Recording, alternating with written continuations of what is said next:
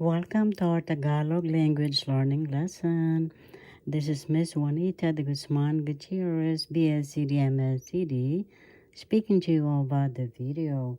And I am the author of 22 books, as I have mentioned in my previous videos.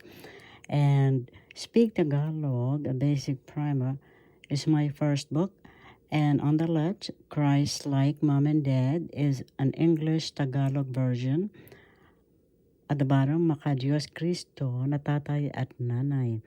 I am Miss Juanita de Guzman Gutierrez, BSCD, MSCD, and all my books you'll find worldwide at outskirtspress.com, Amazon, all bookstores near you, and at my two websites, juanitagutierrez.com, Juanita Gutierrez, BSCD, Ex Libris, Barnes & Nobles, all bookstores worldwide.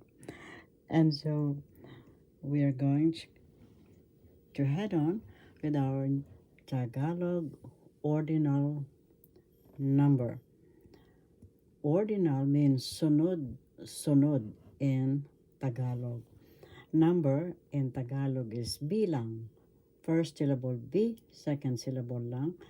The accent is in the first syllable bilang. That's number. And the Tagalog ordinal number using prefixes. Prefixes means panlapi in Tagalog. First syllable pan, second syllable la, third syllable pi. Panlapi.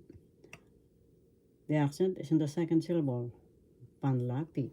So that's prefixes or prefix, singular, with S, plural. You use MGA, mga, panlapi. So the Tagalog ordinal, sunod-sunod, in Tagalog, number, bilang, uses prefixes or panlapi of ika or pang. So you use either ika or pang in the numbers, ordinal numbers, bilang. Example, halimbawa, pang-isa. That's number 1. Pang-ngalawa. Number 2. Ikatlo. Number 3. Or pangatlo. Ika-apat. Number 4. Or pang-apat. Number 4. Pang-lima. Or ika-lima. That's number 5. Or the 5th place or 4th place, ika-anim or pang-anim. Number 6, or 6th place, pang-pito, ika-pito. 7th place, ika-walo, pang-walo.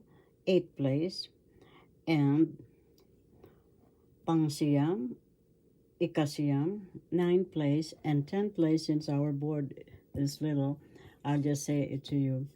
Ika-sampu o pang-sampu, 10th place. So let's review Tagalog ordinal number. Ordinal means sunod-sunod. Bilang means number. Prefixes, panlapi. With S, mga panlapi, plural. Without S, singular.